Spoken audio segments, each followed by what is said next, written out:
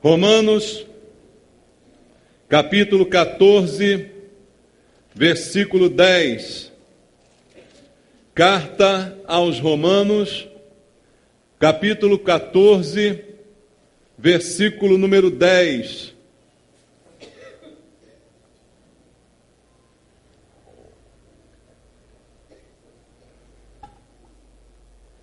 A palavra de Deus diz assim: Tu, porém, porque julgas teu irmão, e tu porque desprezas o teu, pois todos compareceremos perante o tribunal de Deus. Amém. Obrigado, Pai, pela tua palavra. Mais uma vez temos o privilégio nesse dia de ouvir a tua voz nesse lugar. E a tua voz que queremos ouvir, Pai. Não estamos interessados em ouvir doutrinas humanas, historinhas, nem filosofias do mundo. O que queremos é a tua palavra, pura e simples, ministrada aos nossos corações. A verdade que liberta, Pai, é esta que queremos ouvir essa noite. Fala conosco através do Espírito Santo. Ministra ao nosso espírito, Senhor, a verdade da tua palavra, para que possamos nos conduzir de acordo com ela. E eu te peço, ó Deus, usa a minha vida esta noite mais uma vez como um instrumento nas tuas mãos. Para isso, enche-me da unção, do poder do Espírito Santo, para que a tua palavra seja ministrada debaixo deste poder, que ela quebre as barreiras, os impedimentos, para que todos nós possamos ouvir a tua voz. É a oração que eu faço com os irmãos, em nome de Jesus. Amém. Amém, irmãos. Podem sentar. Queridos, este texto do apóstolo Paulo está aqui no seu final, trazendo uma verdade bíblica muito importante. Ele diz, na última frase do versículo 10, pois todos compareceremos perante o tribunal de Deus. Isto é uma verdade, e isto é impactante, o tribunal de Deus. Deus tem um tribunal, é a afirmação aqui. E a certeza também mostrada pelo apóstolo Paulo é que todos nós, de uma forma ou de outra, vamos comparecer diante desse tribunal.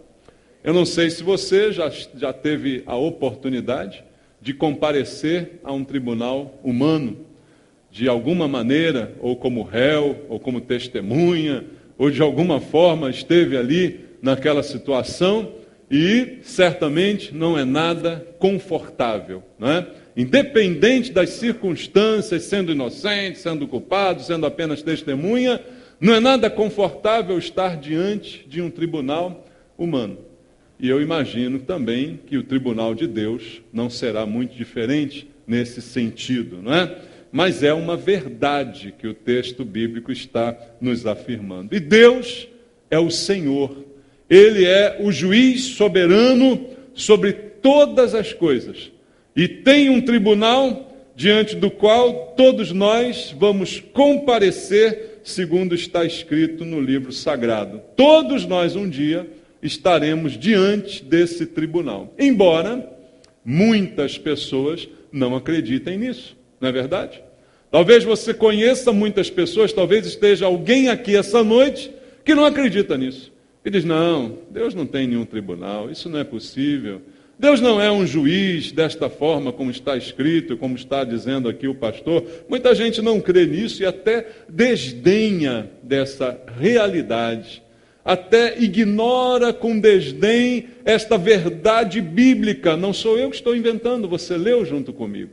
E a verdade bíblica é que todos estaremos ali, diante de um tribunal que é real. Não é uma alegoria de Paulo, não é algo subjetivo, é algo bastante objetivo e bem real que a palavra de Deus está trazendo para nós. E como disse o próprio texto, é um tribunal inevitável. Não há o que eu possa fazer para não estar ali diante daquele dia, naquele momento. Todos comparecerão como criaturas de Deus. Ele pode pedir contas de tudo aquilo que nós fazemos durante a nossa existência nesse mundo. E estas contas serão prestadas nesse dia, em que tudo ficará evidente aos olhos de todos. Isso é o que está dizendo o apóstolo Paulo. Mas é apenas um texto, não é? Vamos encontrar essa ideia em outros textos da Bíblia e vamos entender melhor as características desse tribunal por outros termos. Paulo aqui faz referência dizendo que o tribunal é o tribunal de Deus. Mas, na verdade, eu queria mostrar para você que o exemplo é mais abrangente, porque este é o tribunal de Cristo. Bom, qual a diferença? Cristo é Deus? Amém? Você tem certeza disso? É o que a Bíblia diz. É o que o Senhor Jesus afirmou lá em João 10:30, eu e o Pai somos um. Ele era o Verbo estava com Deus, e o Verbo era Deus, diz a Bíblia. Jesus é Deus.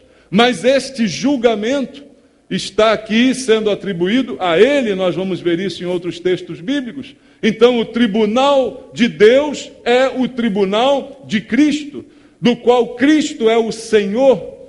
Ele é o Senhor e Rei. Isto a Bíblia afirma para nós com toda certeza, não é? E diz o texto bíblico no Evangelho de João, capítulo 5, que eu quero ler contigo, versículo 22, diz o seguinte: e o Pai a ninguém julga, mas ao Filho confiou o quê? Todo julgamento. Então está aqui provado que o tribunal de Deus é o tribunal de Cristo, em que o juiz será Cristo, porque o Pai a ninguém julga, mas ao Filho confiou todo julgamento. O julgamento será feito e presidido por Jesus Cristo. E o texto bíblico também diz para nós, vamos ler Filipenses capítulo 2. Filipenses capítulo 2, versículo 9 até o versículo 11. Diz assim: pelo que também Deus o exaltou sobremaneira, e lhe deu o nome que está acima de todo nome, para que, ao nome de quem? De quem? Jesus. Se dobre todo o joelho, nos céus, na terra e debaixo da terra, e toda língua confesse que Jesus Cristo é o Senhor, para a glória de Deus Pai. Diz a Bíblia que ele recebeu esse nome acima de todo nome. A Bíblia diz que ele recebeu toda a autoridade. Ele mesmo disse aos seus discípulos após a ressurreição: toda a autoridade me foi dada nos céus e na terra. Ele recebeu o nome que está acima de todo nome, e diz o texto que ao nome de Jesus todo joelho se dobrará. A pronúncia desse nome, todos serão forçados a se dobrar e confessar que Jesus é o Senhor. Então, vamos traçar agora o quadro que nos é apresentado. O tribunal é de Cristo, Cristo é o juiz. No tribunal humano, quando entra o juiz, o que se anuncia? Meritíssimo, Sua Excelência está entrando, todos ficam de pé em reverência àquele que está entrando, e até que ele sente, ninguém senta. Não é assim que acontece?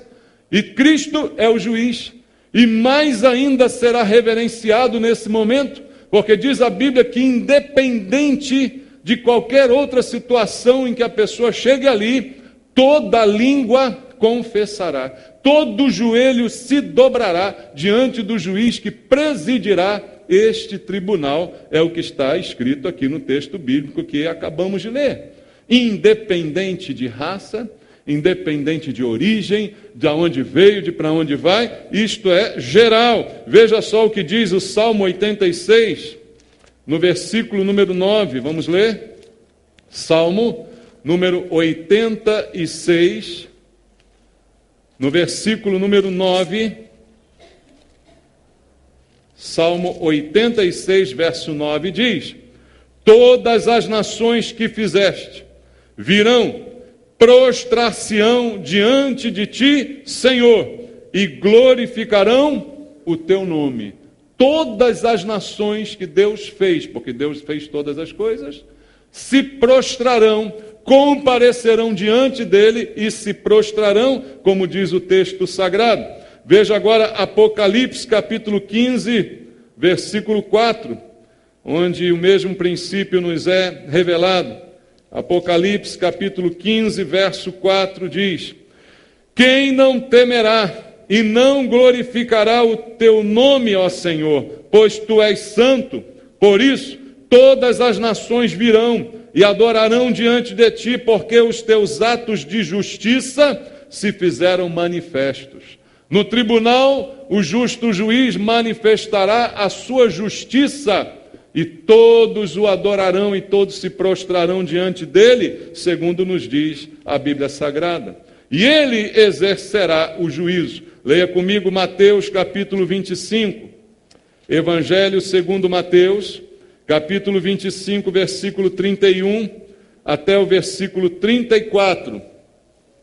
A palavra de Deus, dita pelo próprio Senhor, diz assim: quando vier o Filho do Homem na sua majestade e todos os anjos com ele, então se assentará no trono da sua glória, e todas as nações serão reunidas em sua presença, e ele separará uns dos outros, como o pastor separa dos cabritos as ovelhas, e porá as ovelhas à sua direita, mas os cabritos à esquerda. Então dirá o rei aos que estiverem à sua direita: vinde benditos de meu Pai, entrai na posse do reino que vos está preparado desde a fundação do mundo. O Senhor Jesus estava ensinando isto, e ele estava dizendo exatamente como acontecerá esse dia, em que ele presidirá este julgamento, e diante dele todas as nações estarão reunidas, como disse Paulo, como disseram os outros textos que eu mostrei para você, todos eles concordando um com o outro, o Senhor Jesus exercerá o juízo. Agora leia comigo Apocalipse capítulo 6, versículo 12 até o versículo 17.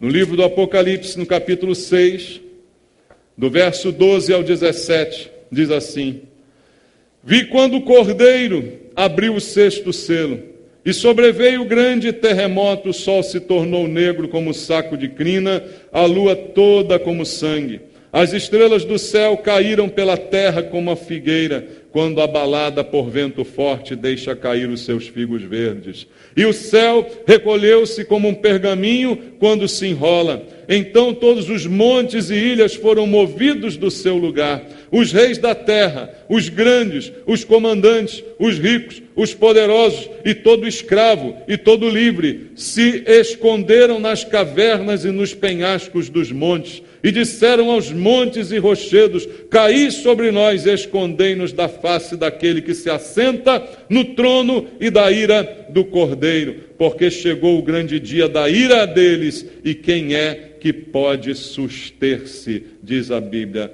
Então, o texto nos diz que não há como escapar desse dia, confirmando o que disse Paulo no início: todos compareceremos diante do tribunal, de todas as nações, de qualquer raça, de qualquer condição social. O texto lido agora diz que escravos, livres, ricos, de qualquer natureza social, não há como escapar, não há como se sustentar diante desse tribunal, em que Cristo estará exercendo o juízo, segundo nos diz o texto sagrado. Então, é um tribunal, deste modo, provado pela Bíblia, inevitável. Também é um tribunal imutável. E isso é muito bom de saber, irmãos. Porque no mundo em que nós vivemos, a justiça não é imutável. Você sabia disso? A justiça muda. Por que a justiça muda? Porque mudam as leis? Porque as leis são alteradas pelos homens? Né? As leis são mudadas e os juízes julgam de acordo com as leis? E como as leis são alteradas, a justiça, o resultado, o produto dela, também pode ser alterado. Então, a justiça do mundo é mutável, mas a justiça de Deus é imutável. No mundo os juízes passam, os governantes passam, mas o nosso juiz permanece para sempre. E a palavra sob a qual ele nos julgará, ela também é eterna e imutável. Jamais mudará, nem um Y, nem um tio, nada será mudado da palavra de Deus. A lei é eterna, o juiz é eterno, e sob essa lei todos nós compareceremos. O tribunal, então, é imutável. Diz o texto bíblico em Tiago, capítulo 1, versículo 17. Vamos ler? Tiago, capítulo número 1, verso 17. Toda boa dádiva e todo dom perfeito são lá do alto, descendo do Pai das luzes, em quem não pode existir variação ou sombra de mudança. Não há variação em Deus, não há mudança em Deus. Deus é o mesmo, sempre será, o será eternamente. Então o tribunal presidido por Ele, você pode ficar tranquilo, jamais mudará os seus conceitos, os seus padrões, a sua lei e a sua justiça são eternamente imutáveis. E Jesus, o presidente desse tribunal, o que diz a Bíblia a respeito dele? Um pouquinho antes de Tiago, abre em Hebreus capítulo 13, no versículo número 8. A Bíblia afirma assim: Jesus Cristo, ontem e hoje é o mesmo e o será para sempre. É o mesmo, não muda, não mudará. É o mesmo Senhor que você conhece hoje, Ele será sempre dessa forma. E é Ele que estará presidindo esse tribunal, de um Deus também imutável, de uma lei também imutável, que não mudará, que não se alterará. Isso diz a palavra de Deus a respeito desse julgamento e desse tribunal. E o padrão sobre o qual seremos julgados, isso também está definido na palavra de Deus. Abra sua Bíblia no Salmo número 19, no versículo 7 ao versículo número 10. Esse é o padrão do julgamento. Salmo 19, do verso 7 em diante, diz: a lei do Senhor é o que, irmãos? É perfeita e restaura a alma. O testemunho do Senhor é fiel e dá sabedoria aos simples. Os preceitos do Senhor são retos e alegram o coração. O mandamento do Senhor é puro e ilumina os olhos. O temor do Senhor é límpido e permanece para sempre. Os juízos do Senhor são verdadeiros e todos igualmente justos. São mais desejáveis do que o ouro, mais do que muito ouro depurado, e são mais doces do que o mel e o destilar dos favos. Essa é a lei perfeita, a lei que julgará todas as coisas, todos os homens, a lei que julgará todas as pessoas é imutável, ela é perfeita, é a lei do Senhor sobre a qual todos serão julgados. Então, será um julgamento justo, sem falhas. Quando olhamos para os tribunais humanos, por mais que as provas sejam reunidas, por mais que os argumentos sejam ouvidos de ambas as partes, por mais que a decisão pareça acertada, muitas vezes ficamos com dúvidas, não é? Será que foi justa mesmo aquela decisão? Será que ela foi a expressão da verdade? Será que todos os fatos foram minuciosamente apresentados e analisados? Sempre há uma dúvida, mas pode ter certeza, no tribunal de Cristo, a justiça será feita e de maneira infalível. Nenhuma dúvida haverá, porque a justiça se estabelecerá sem nenhuma falha nem possibilidade de erro. E Deus, o juiz, em Cristo, julgará todas as coisas. E os livros que serão usados, a Bíblia fala também sobre ele. E eu queria compartilhar contigo. Abra a sua Bíblia em Apocalipse, capítulo 20. Apocalipse, capítulo 20, versículo número 12. Presta atenção no que diz o texto bíblico. Apocalipse, capítulo 20, verso 12, diz assim: vi também os mortos, os grandes e os pequenos, postos em pé diante do trono. Então se abriram livros, no plural, está entendendo? E ainda outro livro, o livro da vida, foi aberto. E os mortos foram julgados segundo as suas obras, conforme o que se achava escrito aonde? Nos livros, no plural. Veja, o texto diz que livros foram abertos. E ainda um outro livro foi aberto. Então veja, há uma coleção de livros aqui, e um outro livro singular aqui. Ambos são abertos, tanto a coleção de livros, quanto o singular livro, chamado O Livro da Vida, também é aberto naquele momento. Esses livros que compõem essa coleção, citada aqui, são os livros das obras, nos quais estão escritas, anotadas, todas as nossas obras. E o texto termina dizendo que todos foram julgados conforme se achava escrito nos livros, segundo as suas obras. Porque são as nossas obras que nos condenam. São as obras de cada um que nos trazem condenação. Porque nas nossas obras se evidenciam as nossas injustiças. Por aquilo que fazemos, e tudo está rigorosamente anotado, isto certamente nos condena.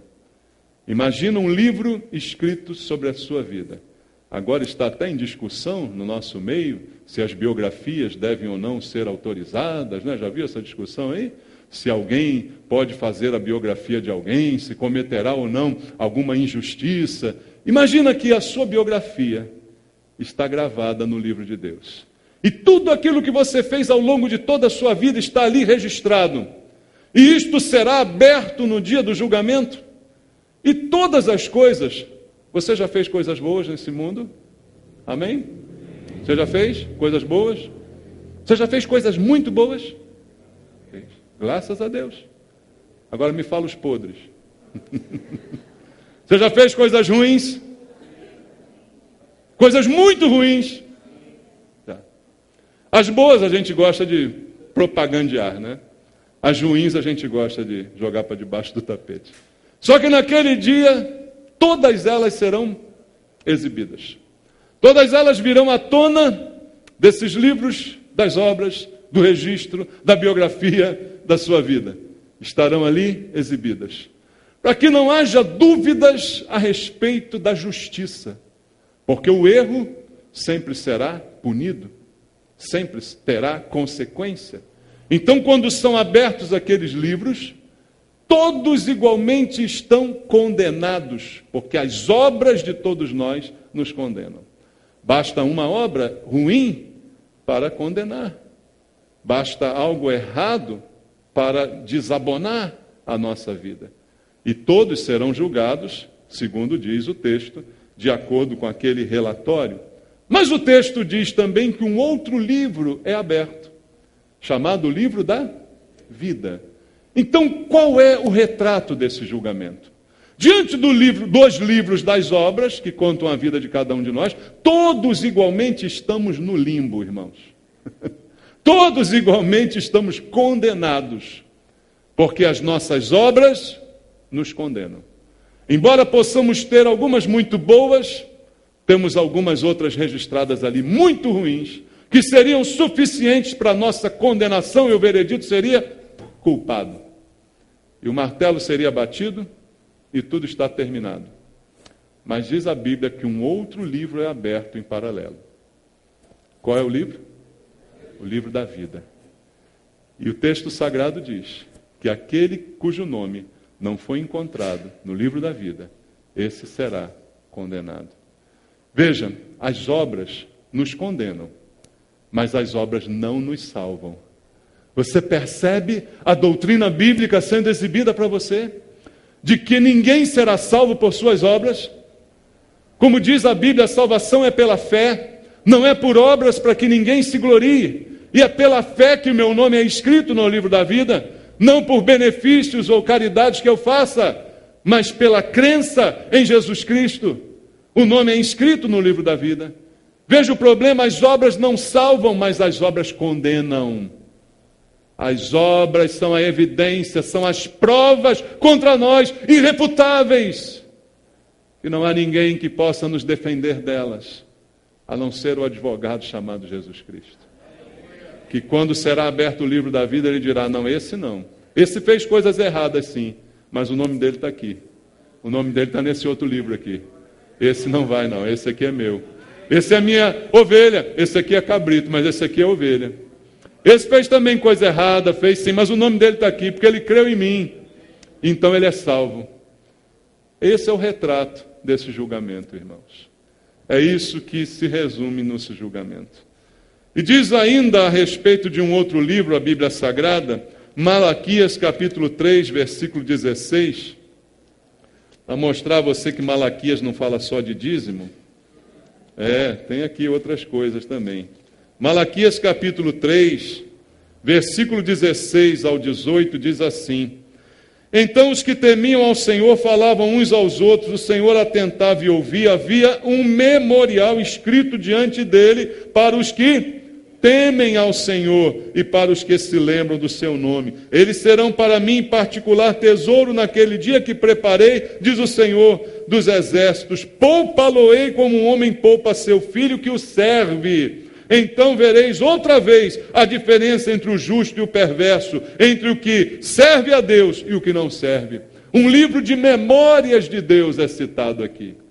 E a memória de Deus é daquele que realmente é dele, daquele que realmente pertence ao Senhor. E ele diz, Senhor, eles serão poupados naquele dia, porque o nome está nesse livro de memórias. E esse livro de memórias é o livro da vida. É o livro em que Deus se lembra do dia que você se rendeu a Ele e disse: eu creio em Jesus para o perdão dos meus pecados. E ali está anotado o seu livro, e isso jamais é apagado da memória de Deus. Enquanto os seus pecados, Ele diz, não me lembro mais deles, mas da tua decisão Deus não esquece jamais. O teu nome está ali escrito, está na memória de Deus. E naquele dia você será poupado, porque ali está o seu nome arrolado naquele livro, queridos. É isso que a Bíblia fala sobre o juízo. Mas diz também a Bíblia Sagrada, sempre a Bíblia, em Romanos capítulo 2, vamos ler verso 15 e verso 16, diz o livro sagrado: estes mostram a norma da lei, gravada no seu coração, testemunhando-lhes também a consciência e os seus pensamentos, mutuamente acusando-se ou defendendo-se, no dia em que Deus, por meio de Cristo, julgar os segredos dos homens de conformidade com o meu Evangelho. A Bíblia fala de um livro da consciência, escrito na consciência. Veja, não há ninguém indesculpável, não há ninguém que possa, de alguma forma, se livrar, alegar desconhecimento. Está tudo escrito, inclusive na consciência, amados. Veja o que diz o texto bíblico. Tudo isso será levado em conta, mas o outro livro que será aberto, a Bíblia diz, é o livro da vida. E é esse livro que será determinante. Vamos ler Lucas capítulo 10, versículo 20. Lucas capítulo número 10, versículo número 20, a palavra do Senhor nos diz desta maneira: não obstante, alegrai-vos, não porque os espíritos se vos submetem, e sim porque o vosso nome está arrolado nos céus. Jesus diz aos discípulos: vocês não devem ficar felizes porque estão expulsando demônio. A maior alegria de vocês é saber que o nome de vocês está arrolado, está listado lá no céu. Está lá registrado, gravado no livro da vida. Essa é a maior alegria da gente. Apocalipse 3:5, veja o que diz o texto bíblico, irmãos. Apocalipse capítulo 3, versículo número 5. Diz: o vencedor será assim vestido de vestiduras brancas, e de modo nenhum apagarei o seu nome da onde? Do livro da vida. Pelo contrário, confessarei o seu nome diante do meu Pai e diante dos seus anjos. Este é o proferir da sentença. Jesus está dizendo: você está com o nome no livro da vida, nunca vou apagá-lo de lá. E o seu nome será proferido naquele dia diante de todos. É o Senhor dizendo: este é meu. Este está aqui arrolado nesse livro. Esse ninguém pode tomar das minhas mãos. Por isso disse o Senhor Jesus: as minhas ovelhas, ninguém as arrebatará das minhas mãos. Porque o nome delas está escrito no livro da vida. E eu quero dizer a você uma coisa: Deus não tem borracha. Deus não apaga. Amém, irmãos? Creia de todo o teu coração. Apocalipse capítulo 20, volta lá com o texto comigo e vamos ler o desenrolar dessa história. Apocalipse capítulo 20, versículo 12. Vi também os mortos, os grandes e pequenos, postos em pé diante do trono. Então se abriram livros, ainda outro livro, o livro da vida foi aberto. E os mortos foram julgados segundo as suas obras, conforme o que se achava escrito nos livros. Deu o mar os mortos que nele estavam, a morte e o além entregaram os mortos que nele havia, e foram julgados, um por um, segundo as suas obras. Então, a morte e o inferno foram lançados para dentro do lago de fogo. Esta é a segunda morte, o lago de fogo. E se alguém não foi achado inscrito no livro da vida, esse foi lançado para dentro do lago de fogo. Aqui está a comprovação do que eu disse para você. A imagem é esta, amados: livros sendo abertos, vidas sendo reveladas, sujeiras sendo expostas diante dos olhos de todos, para que ninguém possa ousar dizer que o julgamento foi injusto. Ninguém possa ousar dizer: eu não merecia esse julgamento. Todas as obras são exibidas. Mas no final, diz o texto bíblico no versículo 15: mas se alguém não foi achado inscrito no livro da vida, esse foi lançado para dentro do lago de fogo. Não é o livro das obras que salva, ele serve para condenar, mas é o livro da vida que serve para salvar. É o nome arrolado ali que livra do destino da maioria da população mundial. É o lago de fogo, segundo diz a palavra de Deus. Essa é a realidade do juízo. A gente às vezes não pensa muito nisso, porque pensamos num Jesus bonzinho, pensamos num Jesus amoroso, como ele é, carinhoso, como ele verdadeiramente é. Mas diz a Bíblia que um dia ele irá julgar, e o Pai a ninguém julga, todo julgamento foi confiado a ele. O texto bíblico que nós lemos ainda há pouco fala da ira desse julgamento. Então veremos um Jesus que nunca imaginamos, um Jesus irado, manifestando a ira de tantas as chances que alguém teve para arrolar seu nome no livro da vida, mas insistiu em confiar nas suas obras. Confiando nas obras, você será fatalmente condenado, porque nenhuma delas, por melhor que seja, apagará as piores que podem ser encontradas na biografia da sua vida. Então chegamos a esse impasse, queridos, e essa realidade, ela é imutável, como eu disse aqui, e cabe a cada um de nós escolher o caminho, porque o tribunal é o final. E aí eu digo, como alguns dizem erradamente, todos os caminhos levam a Deus. Já ouviu essa frase? De alguma forma ela é verdadeira, porque independente do caminho que você tomar, vai terminar nesse tribunal. Entendeu? Você pode seguir o que você quiser, você pode crer no que você quiser, você pode praticar a religião que você quiser. No final das contas, tudo vai convergir para esse tribunal. Mas imagina agora a tua situação. O livro da vida está aqui, os das obras estão aqui. Nas obras você tem uma coleção, mas na vida você não tem nada escrito. Então, independente do caminho que você tomar, o final será esse. O tribunal é inevitável, mas o caminho pode ser escolhido. O tribunal você não tem escolha. Você não pode dizer: eu não quero ir por esse tribunal. Mas o caminho você tem escolha. O caminho, Deus te deu a liberdade de escolher. E Jesus disse assim: eu sou o caminho, a verdade e a vida. Ninguém vem ao Pai a não ser por mim. Ele é o caminho, mas você pode escolher outro. A verdade, você pode escolher o que você quiser. Você pode fazer o que você quiser. Você é livre. Mas do tribunal, você não escapará. Tudo convergirá para ali. Mas o caminho que conduz à vida, esse caminho se chama Jesus.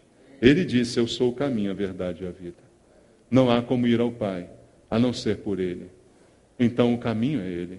E o caminho você pode escolher. E o caminho você pode escolher hoje, agora, nesse momento, nesse instante. E um último texto que eu quero deixar, na verdade, 2 últimos textos. João capítulo 3, versículo 18, nos traz uma informação ainda importante sobre esse julgamento. João capítulo 3, verso número 18.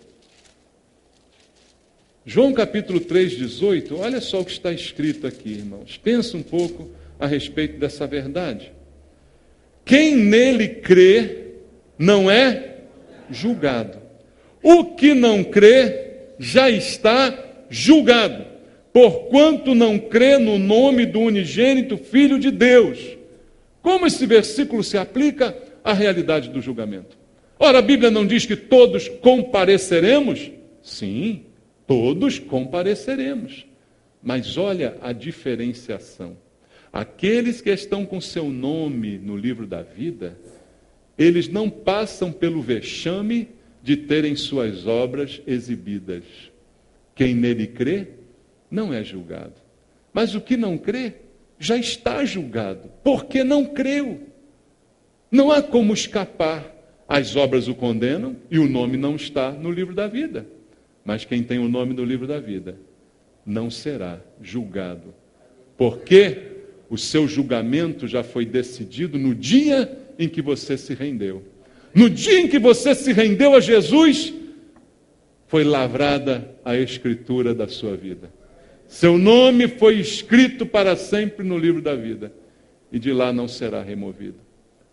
Quem nele crê não é julgado, mas o que não crê já está julgado. E João 5, 24, diz o texto bíblico, João capítulo 5, 24. Em verdade vos digo, quem ouve a minha palavra e crê naquele que me enviou, tem o quê? Tem a vida eterna, não entra em juízo, mas passou da morte para a vida. Imediatamente, diz o Senhor, não entra em juízo, vai ao juízo, mas não entra nele. Comparece, mas não é julgado. Porque é julgado na hora em que se rende a Jesus. E com a sua boca, livre e espontaneamente, confessa, Jesus é meu Senhor, Jesus é meu Salvador, e eu preciso dele para escapar, para me livrar, para ser salvo. Salvação é livrar da morte, livrar da condenação. E é isso que Jesus veio fazer. O caminho único que você pode tomar para ter o seu nome escrito no livro da vida. E nesse dia do juízo, comparecer, mas não para ser julgado, para ser simplesmente separado para a glória do Pai, como ovelha do Senhor que Ele separa para si. Essa é a oportunidade que o Senhor dá a cada um de nós, todos os dias. Como eu disse, do tribunal, ninguém vai escapar, mas a escolha do caminho, você pode fazer agora. Qual o caminho que você quer? Que caminho você quer tomar até esse dia do tribunal? A escolha é tua, irmão. Escolha o bom caminho. Escolha Jesus. Escolha dizer, Senhor, eu quero, Senhor. Eu me rendo, Senhor. Eu me rendo. Eu não quero lutar contra a verdade. A pior coisa é lutar contra a verdade. Você pode dizer que tudo isso é mentira, mas isso não mudará o destino da sua vida. Mas se você receber a verdade te libertará. E a verdade te salvará. E Jesus disse, eu sou o caminho, a verdade e a vida. Então Ele é o caminho e Ele é a verdade. Receba a verdade, receba o caminho e por fim, receba a vida. Depende da sua decisão de crer e que aquilo que você crê ser confessado pela sua boca, pela sua atitude. Vamos orar? Curva a sua cabeça agora. Vamos falar com Deus. Senhor, ouvimos a Tua palavra que nos trouxe verdades preciosas, Pai. Verdades que não estão ocultas, foram reveladas para nós. E agora que conhecemos, somos indesculpáveis, porque nem mais podemos alegar desconhecimento. Tudo nos foi revelado, Senhor. E aquilo que é requerido de nós, a atitude que o Senhor espera, a escolha do caminho, é esta que temos que fazer agora. Queremos este caminho, Senhor, o caminho que se chama Cristo, que nos leva à verdade, que nos leva à vida. Pai querido, através do Espírito Santo, toca em vidas. Se há alguém aqui que ainda não se rendeu a Jesus, que ainda não o confessou como Senhor e Salvador, Pai, pelo Espírito Santo, toca nessa vida, para que hoje seja dia de salvação, hoje seja dia de ter o nome escrito no livro da vida. Há alguém aqui que não entregou sua vida para Jesus e quer fazê-lo agora, quer confessá-lo nesse momento, quer se comprometer com Cristo. Levante a sua mão onde você está. Eu quero orar junto com você e por você. Há alguém essa noite que quer se render a Jesus Cristo? Não tenha vergonha de Cristo. Levante a sua mão onde você está, para orarmos juntos nesse momento. Há alguém?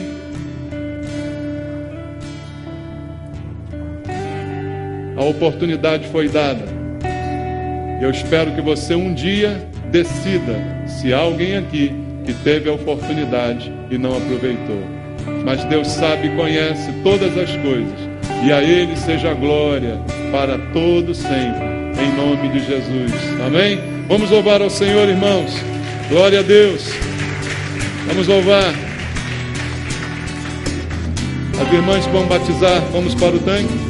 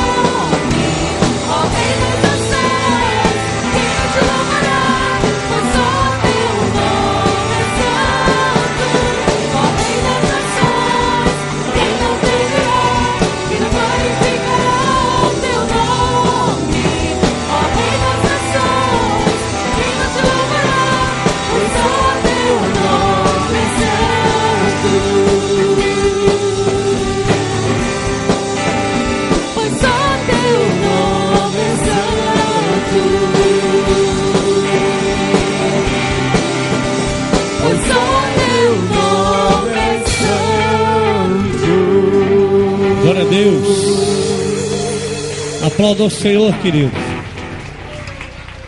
Ele é santo. Ele é digno de adoração, digno de louvor. Você é grato ao Senhor? Somos gratos a Ele pela vida que temos. Somos gratos ao Senhor por tudo que nós vamos assistir aqui nesta noite, né? Batismo, muito bom saber que mais 2 almas se renderam ao Senhor Jesus. E você que ouviu essa palavra, querido, não deixe para depois tomar uma decisão. Ainda há tempo, né? Até o final do culto, ainda há tempo de você pensar um pouquinho e se render realmente ao Senhor. Há muitas pessoas que pensam muitas vezes que se renderam a Cristo, aí saem dos caminhos do Senhor. Você que tem esse pensamento, não, eu um dia fui crente, mas hoje não sou mais. Querido, volte para a casa do Pai, volte para o Senhor, tome essa decisão hoje. Nunca é tarde para isso. Enquanto você estiver respirando, quem está respirando, diga amém. Ainda há tempo. Amém, irmãos? Ainda há tempo. Glória ao nome do Senhor. Pastor Maurício. Som.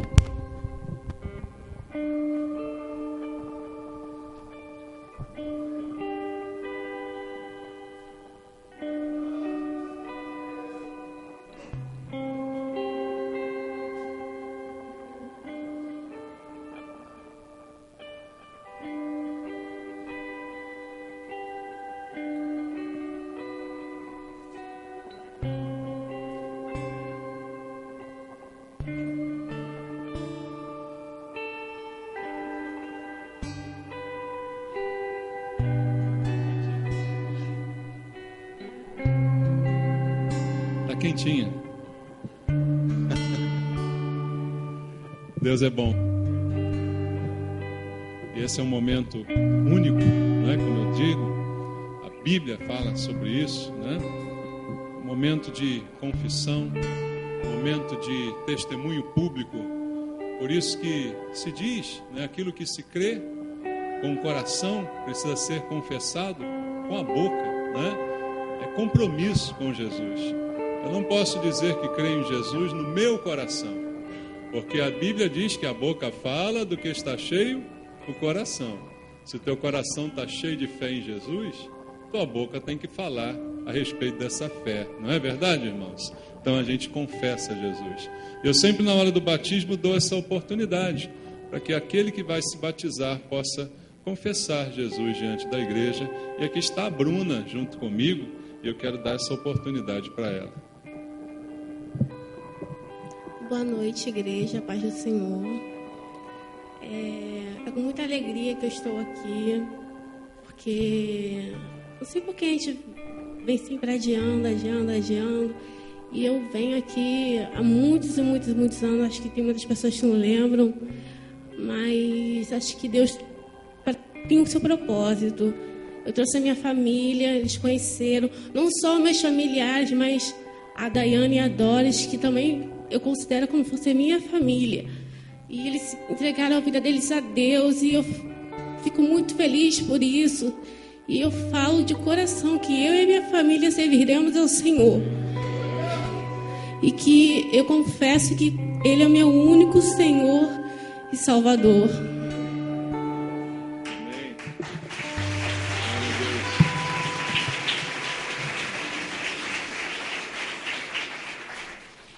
Ó Deus, obrigado pelo que o Senhor fez na vida da Bruna, continua fazendo e ainda fará.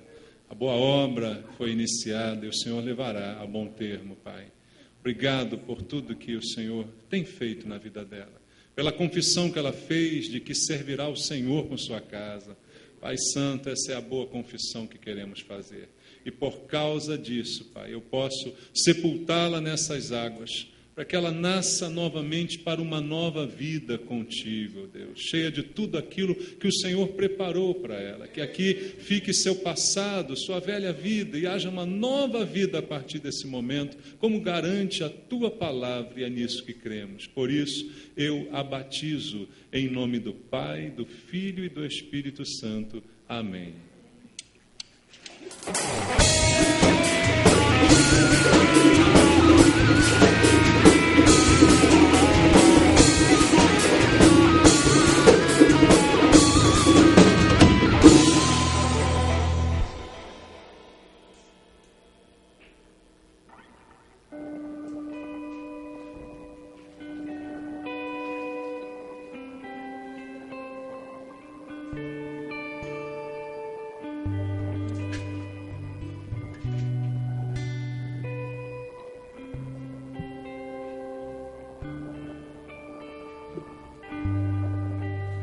está a Patrícia. Eu também quero dar a Patrícia essa mesma oportunidade de confessar Jesus com a sua própria boca. Amém? Boa noite, igreja. A paz a todos. Estou muito feliz. E o mais importante é que essa alegria vem do Senhor. E venho aqui confessar publicamente que o Senhor Jesus Cristo é o único, suficiente Salvador da minha vida.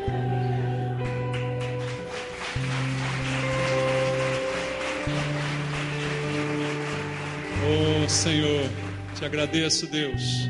Como é bom ouvir isso, Pai. Como é bom ver pessoas confessando o Teu nome. É para isso a pregação do Evangelho, para que haja conversão, para que dia a dia o Senhor acrescente aqueles que vão sendo salvos. É o que temos visto na vida das Tuas filhas. E agora na confissão da Patrícia, Pai. Muito nos alegra também, Senhor. E sabemos que por causa dessa confissão, sua vida é transformada pelo Senhor. E uma nova vida nascerá a partir desse momento. Ficarão aqui sepultadas a sua vida passada, Pai, a sua velha natureza.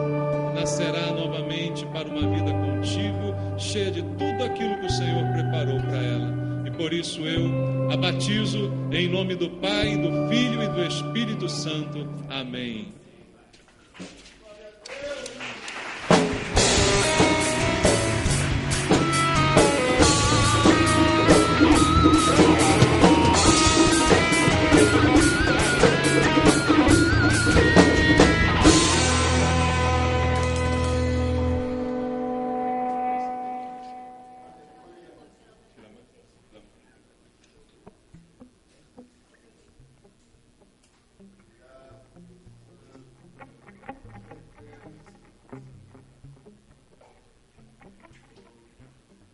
Amém, irmãos. Deus é bom.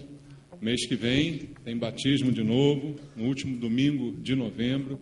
Ainda tem 2 irmãs nas aulas. E se alguém quiser se batizar ainda esse ano, como eu falei na hora dos anúncios, me procure após o culto, hoje, na quarta-feira, para que eu possa indicar você para a turma que começa no próximo domingo, né?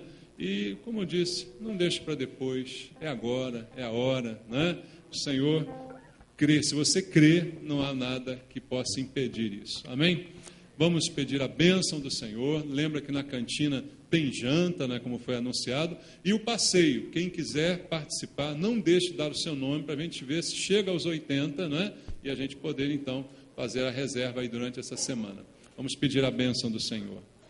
Que a graça e a paz do nosso Senhor e Salvador Jesus Cristo, o amor de Deus, a comunhão e a consolação do Espírito Santo reinem sobre a igreja, sobre a tua vida, sobre a tua família. Que o Senhor te abençoe, te guarde, te leve em paz e traga você sempre com alegria para ouvir a palavra de Deus nesse lugar. Que Deus te abençoe rica e abundantemente em nome de Jesus. Amém. Graças a Deus, uma boa semana. Vamos louvar ao Senhor.